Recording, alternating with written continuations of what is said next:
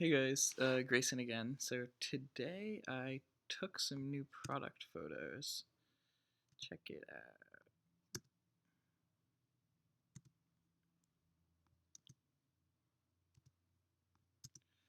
And I'm thinking that if I update some of my product photos on my store as well as the photo on the ad, it will convert better. Or it might convert better. I don't know. But what I do know is that the ad creative and the images in the store are like a big driver of clicks and in turn cost. And by cost, I mean like the amount that Facebook will charge you per click. And then also if people actually will convert and buy in your store. So I threw up this new creative a couple days ago on both these two tests. And check it out. So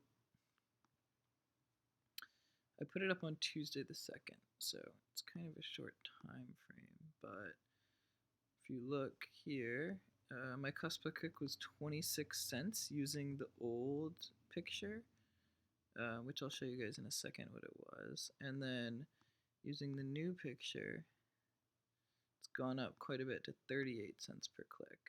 This is on the same test as I told you guys about in the other video where I'm targeting Southern women and eBay. eBay as my store destination. Um, so if you take a look at the other one, the non-eBay one, Etsy, I did the same thing with the Etsy test. And I saw a kind of similar result here. Whoops. Okay, so if you take a look at the few days before, with the old picture, I was seeing 30-cent cost per click. And the last couple of days since I updated it, I'm seeing 43-cent cost per click. So let me show you guys what that difference is now. So this is what it actually looks like. So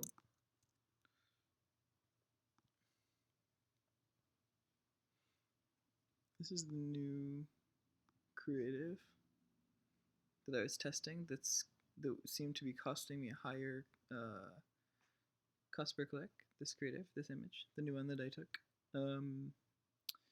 And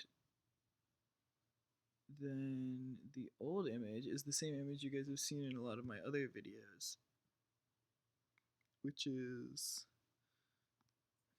this image. Yeah, this guy. So this guy seems to be converting better, but I'm not really quite sure.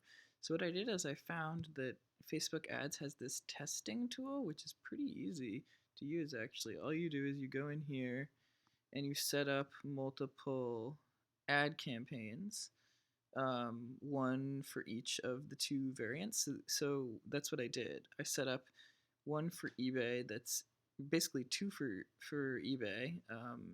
Both of them lead to the exact same store page. They have exact same audience, exact same everything, except different ad creatives. And then I went in here into Test and Learn, which you can find in this hamburger menu over here, Test and Learn. And I chose which campaign will causes the lowest cost conversions to occur. And then from there it was really easy. All I did is I just picked both campaigns that were the same except with one variant, picked a schedule, just added my standard offline event, and submitted it. So we're going to see here in the next couple days if there actually is a difference between those two ad creatives. My running theory is that there is, but we'll see for sure because basically what I'm doing is up until now I've just been kind of looking at dates and kind of eyeballing it, saying, hey, this seems to be worse because it's charging me more money for it. But obviously that's not a very scientific way of doing it. It's way better to be able to actually split half of your traffic at any given time to see each of the variants, so you don't have other weird weird things that could be causing changes in your data, like seasonality. For example, today's July 4th. So I'm sure that if I wasn't split testing, there would definitely be changes in the audience that I'm getting viewing my ads on July 4th and aren't out drinking beer on the lake or whatever people do on July 4th. So tune in a couple days. I'm gonna be going away myself for the holidays, but in a couple days, tune back in and I'll be able to show y'all the results of what we saw from these two tests. See ya, and happy 4th.